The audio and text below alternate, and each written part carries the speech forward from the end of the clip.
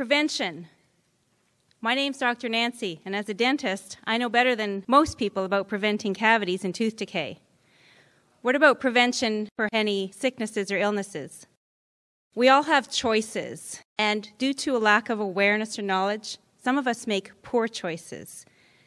It's a privilege for me to introduce Dr. Joel Wallach. He has co-authored 10 books with his wife, Dr. Milan. He's been a naturopathic doctor for the last 30 years. He's been a veterinarian for almost 50 years. His world-famous Dead Doctors Don't Lie audio CD has sold over 160 million copies worldwide.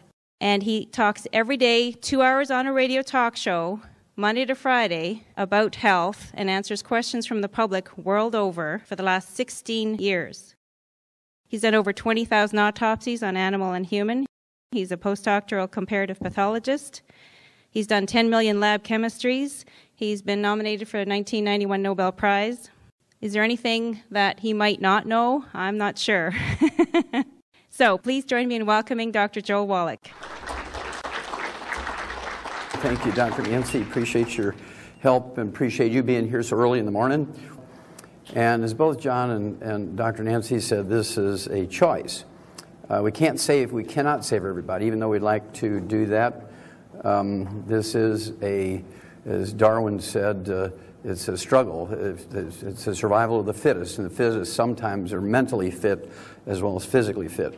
So, again, the thing that makes my view different is that I am a veterinarian as well as a physician, and in veterinary medicine we don't have health insurance. And that's been a saving grace for the veterinary industry, that we don't have health insurance for animals. There's no law requiring medical doctors to cure you when there's a cure available, so they don't. They've learned how to game the insurance system, whether it's Health Canada or private insurance, whether it's Social Security and Medicare in the United States or private insurance. They've learned how to game the system. And they have learned how to use the patient as an ATM machine. We don't like to say that. We don't like to believe that. In our heart of hearts, we'd like to believe that the medical system works because they're altruistic and they're out there trying to help people, and they get rewarded because they're doing good things. Of course, that's the way it was many years ago, but not today, unfortunately.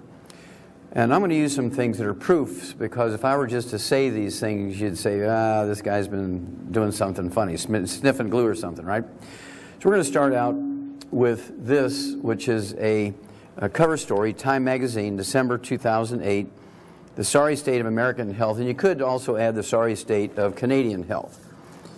All right? The sorry state of American and Canadian health. Despite advances in medicine, Americans and Canadians are less healthy than we used to be. The next generation, our kids, are going to be worse off. How many of you heard that our kids might not live as long as us? Raise your hand. Okay, that's a good 2/3 of the people in the audience. Well, my favorite Nobel Prize winner, Albert Einstein, said many global things which are unimpeachable.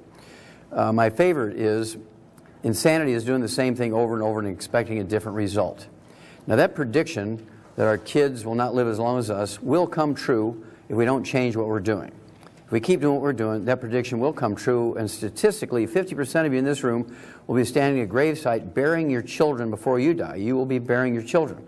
So we must change what we're doing, because whatever we're doing has failed us.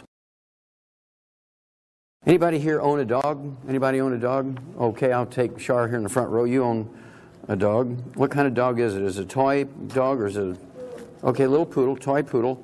What's the dog's name? Cocoa Puff. Obviously you love Cocoa Puff. Is Cocoa Puff a boy or a girl? He's a boy, okay. Your boy toy, right? He's an it, okay. He's been fixed. Okay. And do you feed Cocoa Puff commercial dog food, or do you give them table scraps and garbage? Commercial dog food.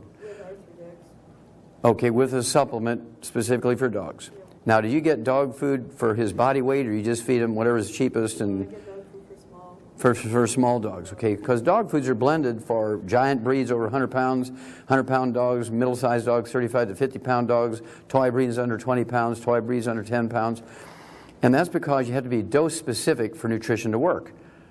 If you feed a toy dog dog food for a 50-pound dog, their teeth fall out, they get back problems, heart problems, they die early. Now, following the right rules with dog food, we've tripled the lifespan of dogs in the last 60 years. 60 years ago, an old dog was 8. Today, an old dog is 25. We've eliminated 900 different diseases in dogs that still plague people. We've eliminated every birth defect you can name in dogs that still plague people, 10 times that many that you can't. And we didn't do that with genetically engineered proteins, stem cells, organ transplants, and wonder drugs. We did all these wondrous things simply by adding all the known essential nutrients in optimal amounts per body weight in dog food. Now, as a kid, it always seemed odd to me that we would do that for animals and nobody was doing it for people.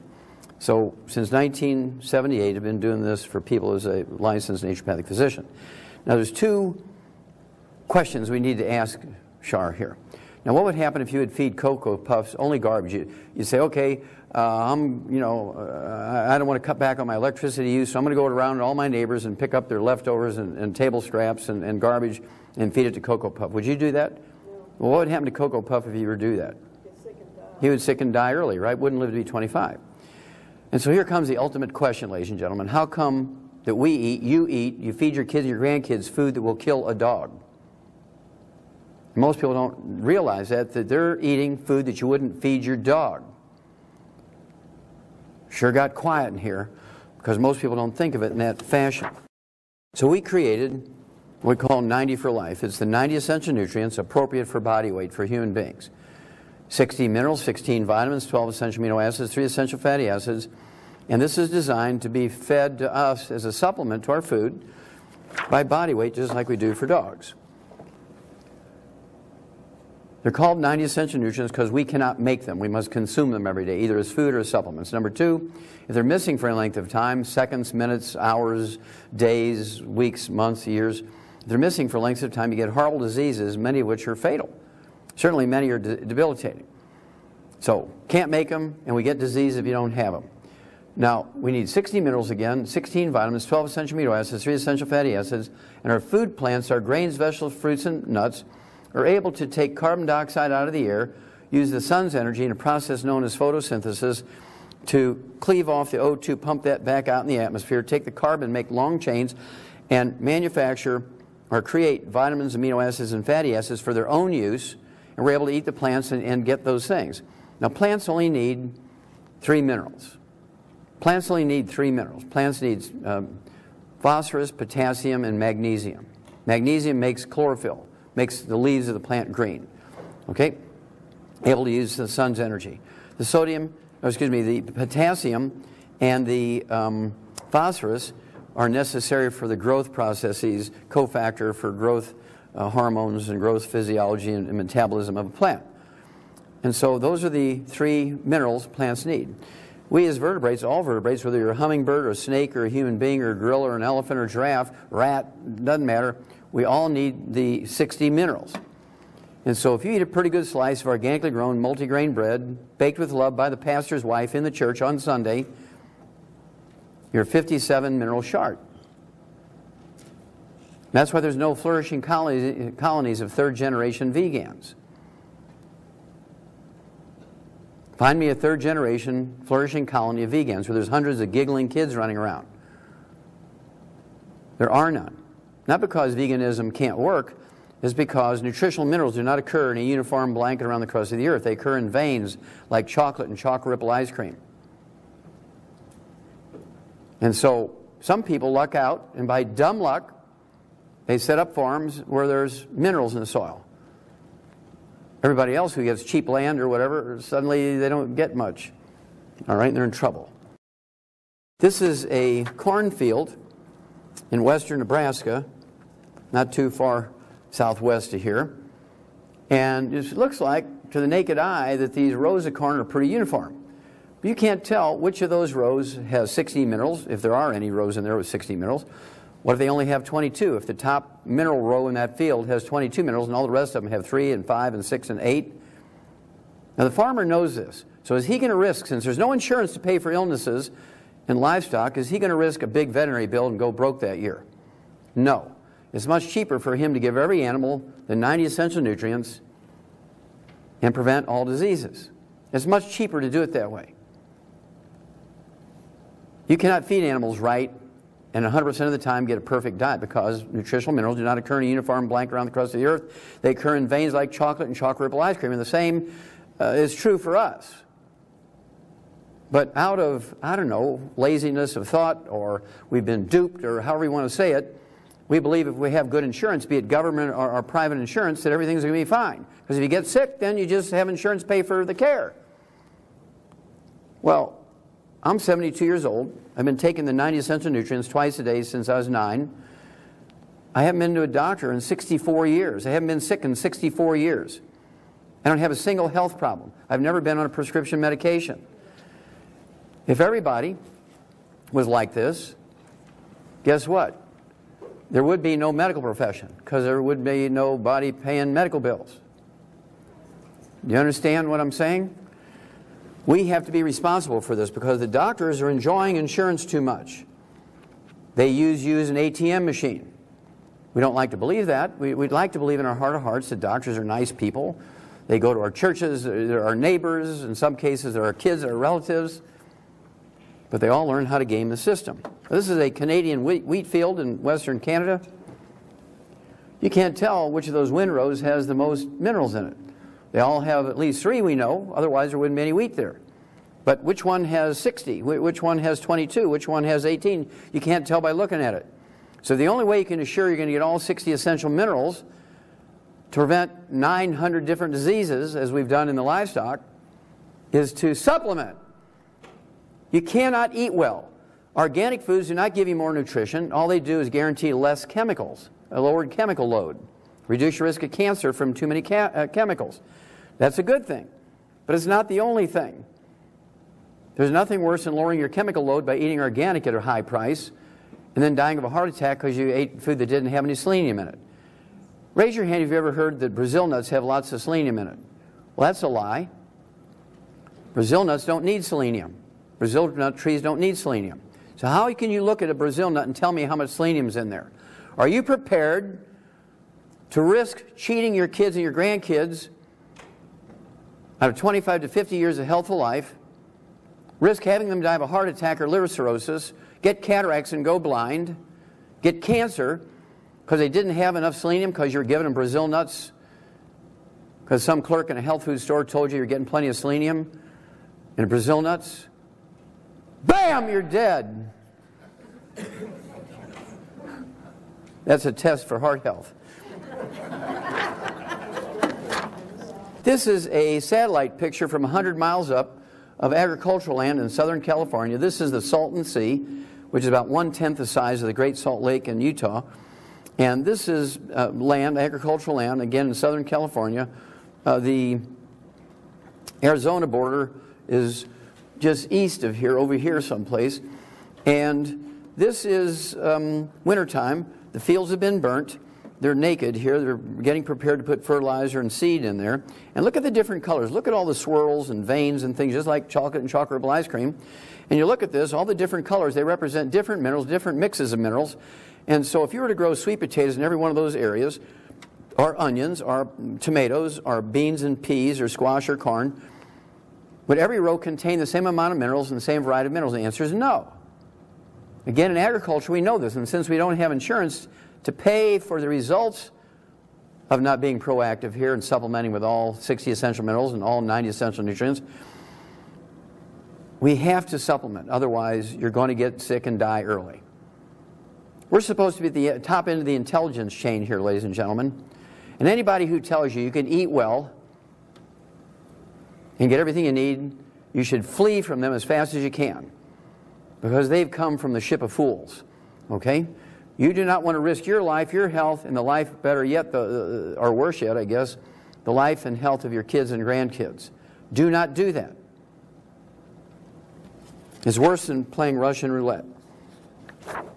At least if you lose with Russian roulette, you die suddenly. This is what makes longevity different. This is a plant compost from thousands of years ago. We know this because this cap here, 25 to 50 foot thick, is a cap of limestone. We know this because there's marine animal and marine plant fossils in there. So we know that this compost is at least millions of years old, and is composed out of plants from that era. And there's 77 minerals in there. It's been certified organic every year for 35 years, and this is the core of everything we do. So we guarantee you 77 minerals, including all 60 essential minerals, every time you supplement with our program. Our 90 for life, our 90 essential nutrients, the Mighty 90. In churches, they call it the Almighty 90. This is what makes our program different. Nobody else has this. This looks like a pretty good meal for the average person. You see the grilled chicken breast, but you can see this burnt fat here where the grill was. Grill burnt the fat in those lines. Well, that turned into heterocyclic amines, which was one of the most egregious cancer-causing substances ever. It's more dangerous for farming cancer than all the chemicals that Dow Chemical could put together. And people voluntarily eat that way. Okay? You shouldn't be doing that. We know that there's at least 4 minerals in here. There's sulfur in the essential amino acids in that chicken breast. Not a lot, but there's some sulfur in there. Methionine, cysteine. Then there's magnesium, because it takes magnesium to make broccoli green. All other plants, the green is only in the leaves.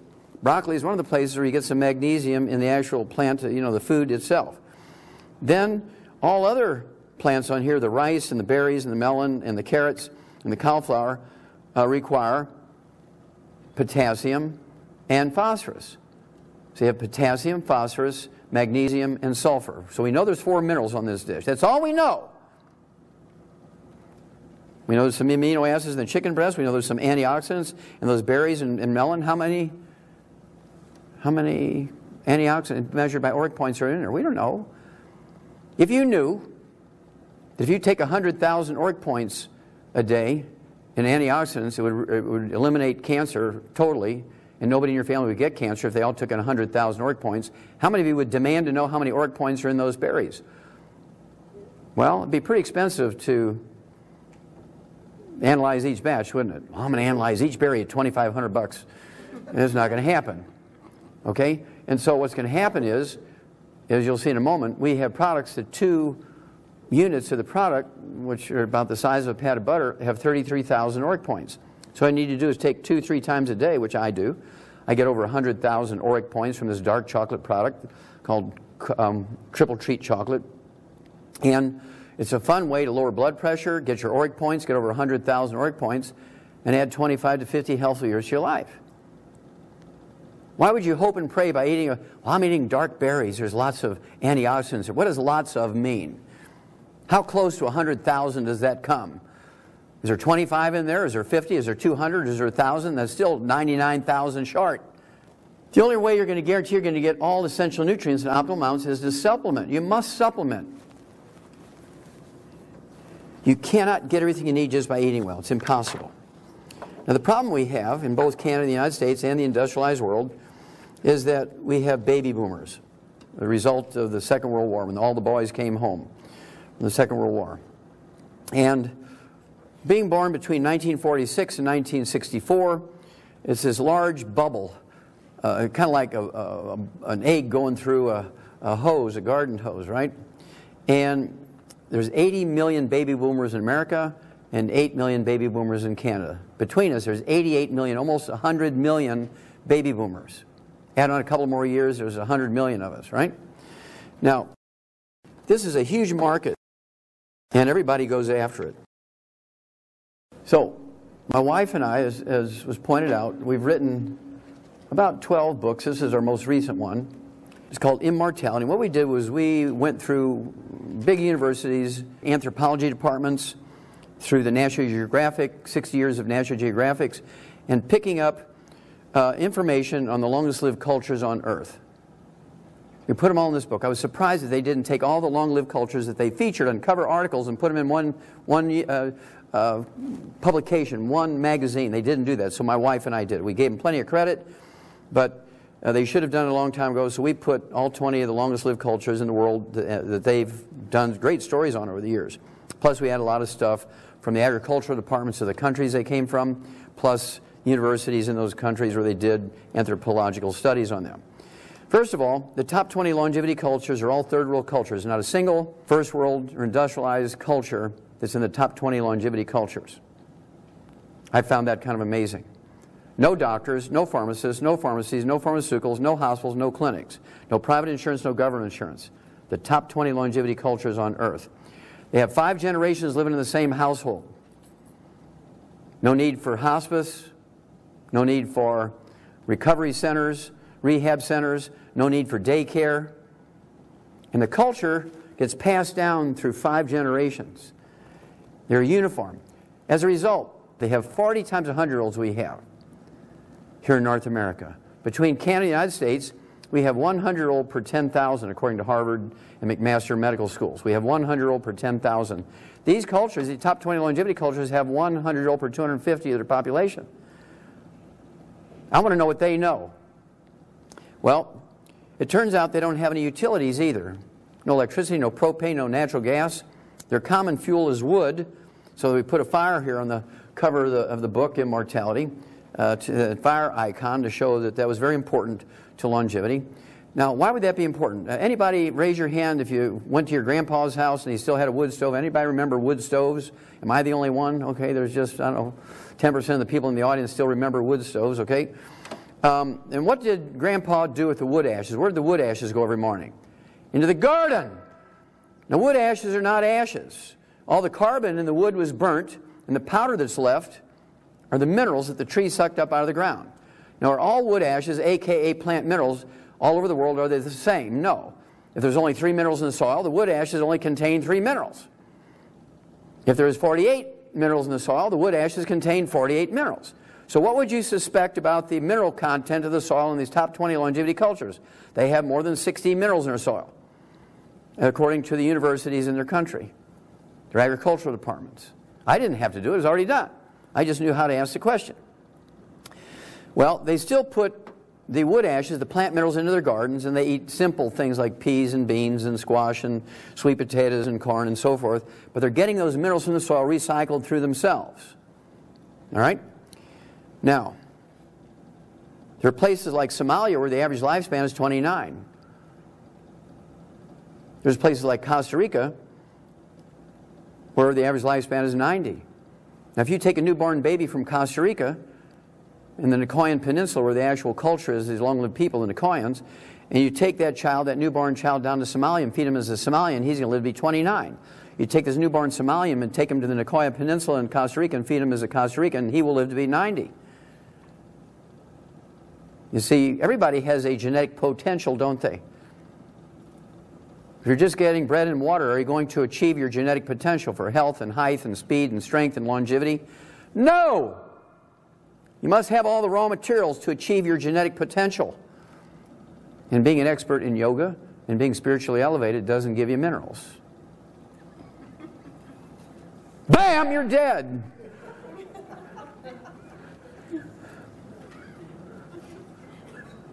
And you must appreciate that. They say, well, what about all these, guys living up in the mountains? Well, what are they using for fuel?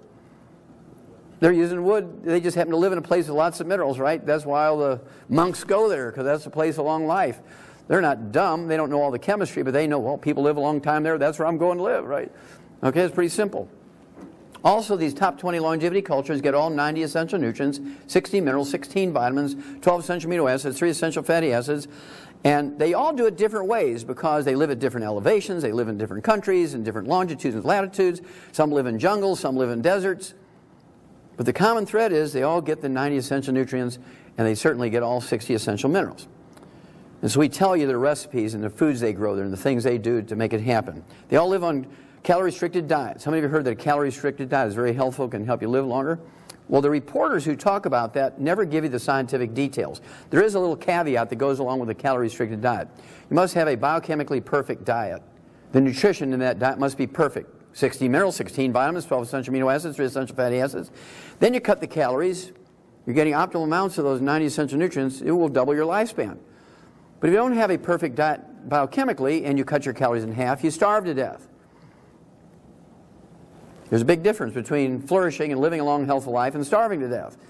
But you have to have the 90 essential nutrients. Now, these people are illiterate. They're all illiterate. The top 20 longevity cultures on Earth are illiterate. So how do they know about calorie-restricted diet? It's a dumb accident.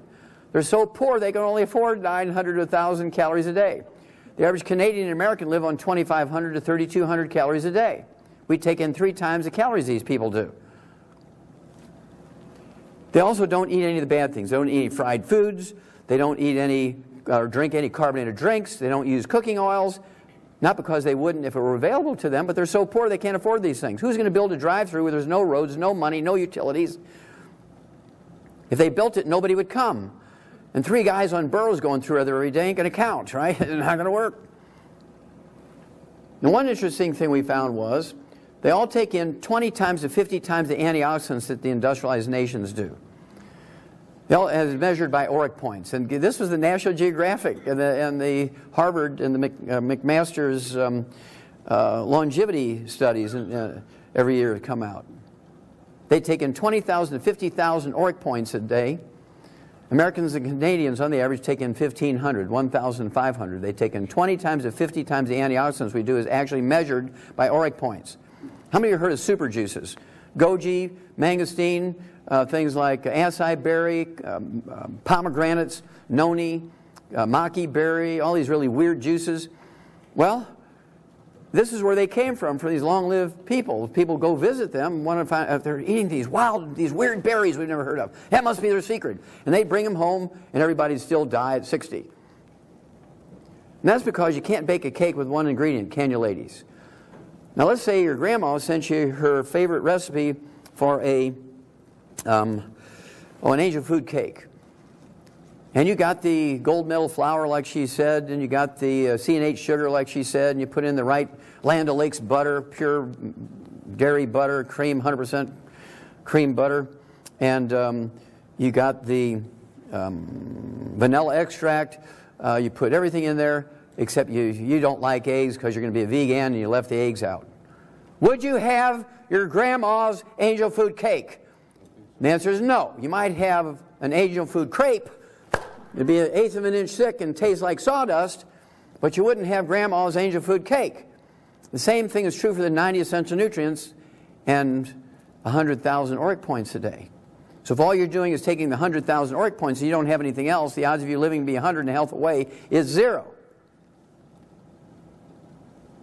Because just taking the antioxidants in themselves without the 16 minerals, 16 vitamins, 12 essential amino acids, and 3 essential fatty acids, you're still way short of the nutrients you need to reach your genetic potential. Antioxidants alone won't save you. I can see by your faces, you're all staring at me like a deer in the headlight with your eyes as big as coffee cup saucers, like, oh my God, we never thought of that. I mean, I eat Brazil nuts and maki juice. Well, it's not enough. Let's see who lives the longest. We'll have some fun here. You would think if money and technology and knowledge and access to the best doctors and insurance had something to do with longevity, that billionaires, if you take billionaires as a group, as a subculture, they would have the biggest percentage of 100-year-olds, or at least average lifespans, wouldn't you? Okay. Well, Forbes magazine did that study. I thought that was the greatest. I was going to do it. And I kept writing Forbes magazine, had they ever done it? And they said, okay, Wallach, we're going to do it. So I didn't have to spend the money. This came out in 2004, and they asked the question, what kills billionaires? I thought that was great, right? And so what they did was study billionaires. They said billionaires are killed by the same unglamorous things that kill the rest of us. Heart attack, stroke, diabetes, obesity, cancer, kidney failure, because they said they use the same doctors as everybody else. Dumb!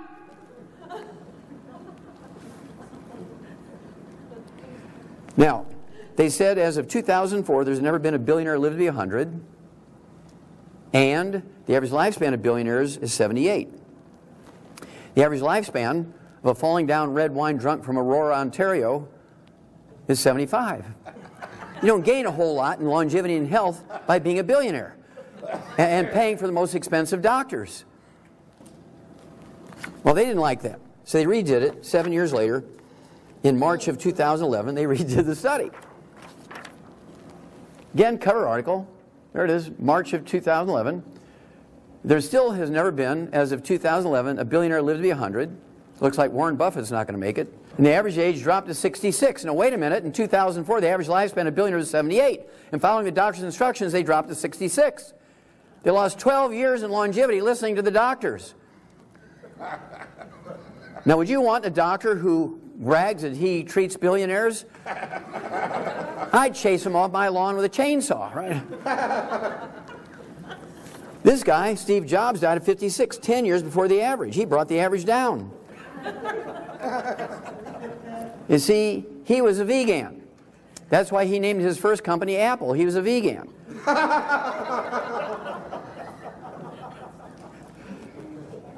And he believed in technology as a soul. He thought technology was it. And so he thought you could take a SIM card out of his belly and put a SIM card in. I guarantee you, he had more people looking for his cure than anybody else ever on earth. There was millions and millions and millions of people, because they knew if they had found his cure, they'd be made a trillionaire, wouldn't they? So they're little 3 years old, boy, they're texting and they're Wikipediaing and Googling and all this stuff looking for the answer. Bam, he's dead at 56. Now, Grandma was still alive, and he'd have gone to his grandmother, and she'd have given him chicken soup. He'd still be alive. But he got the best medicine that technology could offer. And that's what killed him. Let's look at athletes. How many of you think exercise is a healthy endeavor? I mean, everybody says, you know, exercise is good for you. Well, exercise is one of the most dangerous things you can do. Jim Fixx came out with the concept of personal fitness back in the 1960s, and his friends encouraged him to write his book, which he did in 1977, The Complete Book of Running. And 5 years later, when he's running in Vermont, beautiful day like yesterday, I mean, it was gorgeous, beautiful sunny day, 50 degrees, no wind, and he was running, getting ready for the Olympics. It was mid-September 1982, 5 years after this book comes out. Halfway through his race, he's about the 14th mile, bam, he drops dead of a cardiomyopathy heart attack, a simple deficiency of the trace mineral selenium. Drops dead at age 52. Well, the Journal of the American Medical Association had endorsed his book right away, so when he died at age 52 while he was running, Journal of the American Medical Association, October, the next month, 1982, they did their due diligence, which they should have done 5 years earlier before they endorsed the book. They said, while running, a man's risk of heart attack death increased by a factor of 700%. While running, a man's risk of heart attack death increases by a factor of 700%. So anybody who tells you to go out and exercise is sending you to your death. Now, why is it? You remember, there was this big hoo-ha about neck injuries and concussions, and everybody thinking we're going to have new rules for blocking and tackling, and new pads, and new helmets, and new gear, and everything. And while they were looking into that trauma part of it, they were just looking at lifespans. They go, uh-oh. The sports medicine doctor said, oh my gosh, we didn't realize it, but the average lifespan of a CFLer, right, a Canadian Football League player, is only 55. Well, the insurance company said, well, we're losing money. We got to triple the premiums for their life insurance. If they're dying at 55, we're losing money. We thought they lived to be 75. So we got to triple their premiums, and so they got their actuaries to crunch the numbers and look, and they said, well, that number's not right. The average lifespan of a Canadian football player and American football player is 51. That's amazing. Now, here's why. It doesn't matter what sport you play. How many, raise your hand if you know when you exercise or you do physical labor in a factory, or you're a roofer in the summertime, or you're working on roads, digging trenches, you're throwing bales of hay, you sweat. How many know you sweat when you do those activities? Okay, good. Well, when you sweat, what do people say? Drink plenty of water, right? Drink plenty of water so you can rehydrate. That's what kills you. Again, I'm getting this deer in the headlight look. Okay, now, the reason is this. When you sweat, you're not sweating out water, you're sweating out a soup. It contains every nutrient in your blood. And you replace it with water? Here you're sweating out the soup and nutrients, and you're replacing it with water. What's happening to your nutritional reserves in your body? They're going, and there's not much nutrition in your food. And if you're listening to the doctor and just eating well, hoping for the best, and you're replacing your sweat with water, what's happening to your nutritional reserves? They're going down. So a librarian lives to be 100, who never exercise, sits on their duff, right, in an air-conditioned library and do nothing. You know, they got the kids carrying the books for them now. They just one finger, they do everything on the computer. They live to be 100. These athletes out there getting paid, they're getting the best nutrition, they have personal physicians and team physicians, and they got all these personal trainers and all this stuff. They live to be 51, half the life of a librarian. What does that say for exercise? Bam, you're dead. So we came up with a sports drink that has 100 nutrients in it to replace everything you're sweating out. Gatorade has 2. Bam, you're dead. So we came up with what we call Rebound. It has 100 nutrients in it, including all 60, it actually has 77 minerals in it, including all 60 essential minerals. Replaces everything you're sweating out. We are beloved by Olympic athletes, professional athletes, and university athletes.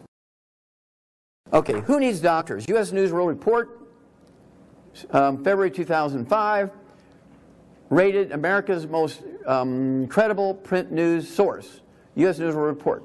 Special health issue. Who needs doctors? Your future physician might not be a medical doctor. You may be better off. Do you think every medical doctor in America made sure that was in their waiting room that month? I don't think so. I think they probably went around town, bought them all up, and shredded them. Now, why would they do that? That would be an insane thing. I guess every doctor canceled their subscriptions. That's because they read the same statistics. Now, let's look at doctors themselves. In my original audio cassette tape back in 1993, I said the average medical doctor lives to be 58. I did a study. I just randomly took 200 obituaries out of the Journal of the American Medical Association, added up their ages, divided by 200, got 58. So why would you go to a group of people whose average lifespan is 58 to learn how to live to be 100? It doesn't make sense to me. They, well, that can't be right. So they did their own study. They got 250,000 death certificates. Right? We went back to the turn of the 20th century. But Wallach's group was too small. The study group was too small. So they said, Wallach lied. The average primary care physician, family doctor doesn't lie at 58 like he says. We die at 56. They were so eager to show that my statistics were wrong that they failed to realize that they showed they died 2 years earlier than I said. So I'm here to apologize for giving them too many years. So again, why would you go to a group of people whose average lifespan is 56 according to their own studies to ask for health information? Bam, you're dead. Now here's Socrates, a Brazilian international soccer star. He was a medical doctor. He was a primary care physician and a soccer star. He dies at 57 of a heart attack. I mean, he had a double whammy. So he died between 56 and 58.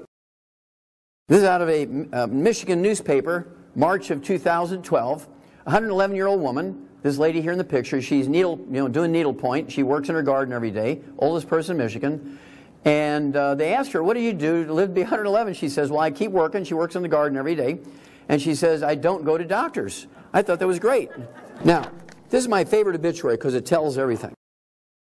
George Francis was the oldest man in America back in 2008. Dies at 112. He's illiterate. A swamp rat, lives out in the swamps of Louisiana. Totally illiterate. That's his daughter in the picture reading the newspaper to him because he can't read. He just looks at pretty pictures. Right?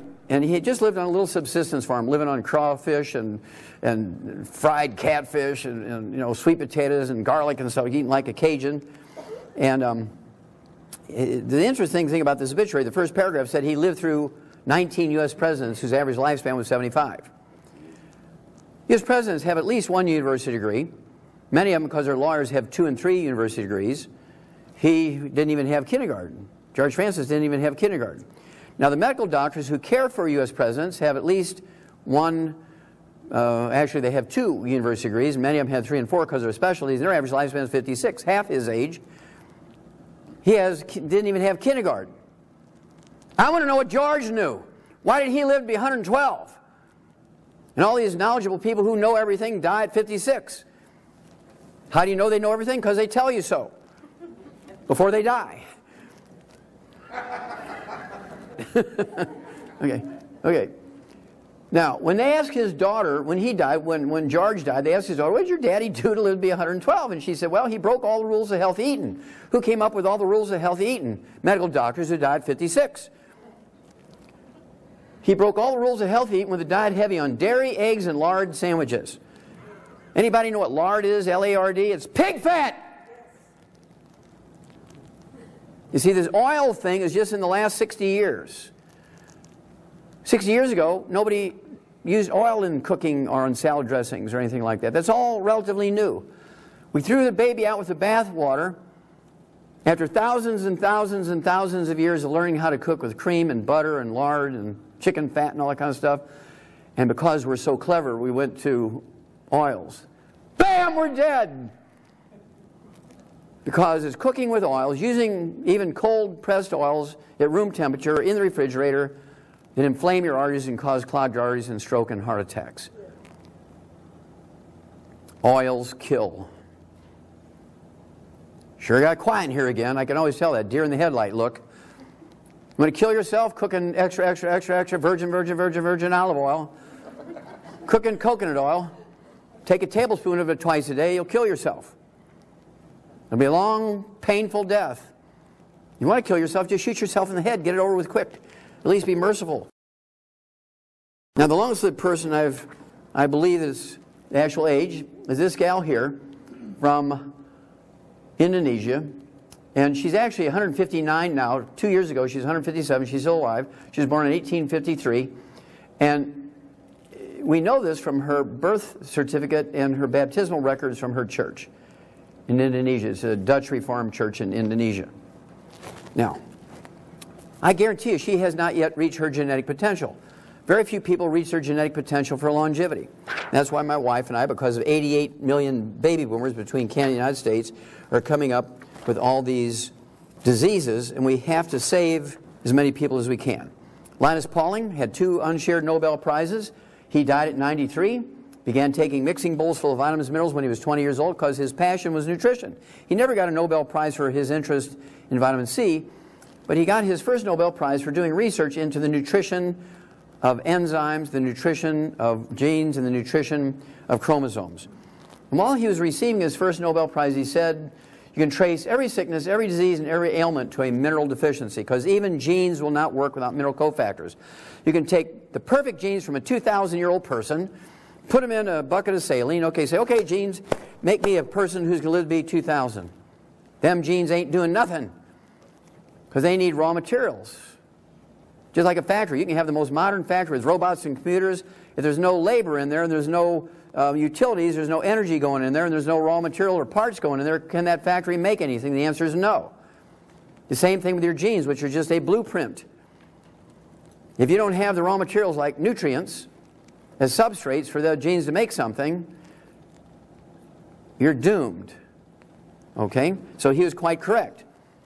You can trace every sickness, every disease, and every ailment to a mineral deficiency. Obesity is a disease of deficiency. It is not a disease of excess. That's why between Canada and the United States, we're the #1 obese continent on earth. Okay? It's because we've mistakenly thought of it as a disease of excess. It's actually a disease of deficiency. Despite diets, machines on TV, more people belonging to fitness centers, everybody running and jogging and walking, everybody eating fat-free foods, everybody at least has a grain belly. I remember the old term beer belly. Well, beer is just liquid bread. And so you give up the beer and you eat more whole bread, more whole grain bread, you get a grain belly. You know, I've lost 50 pounds, but I still have this belly. How do I get rid of this belly fat? Don't eat grain. Grain kills. Grain is not an essential nutrient. Carbohydrates and sugars are not essential nutrients. The only essential nutrients are minerals, vitamins, amino acids, and fatty acids. You can make all the carbohydrates and sugar you need from fats and proteins. Therefore, they cannot be essential nutrients because you can make them, and there's no disease you get if you don't get them. They're not essential. 70% of our kids in Canada and the United States are overweight, 40% are obese, not from too much screen time, not from lack of exercise, but from lack of minerals. It shows up in weird ways. Here's little Natalie Hayhurst, Terre Haute, Indiana. She's 3 years old. She eats light bulbs. Thank God there's no calories in light bulbs. Because she has the same problem that a pregnant woman has.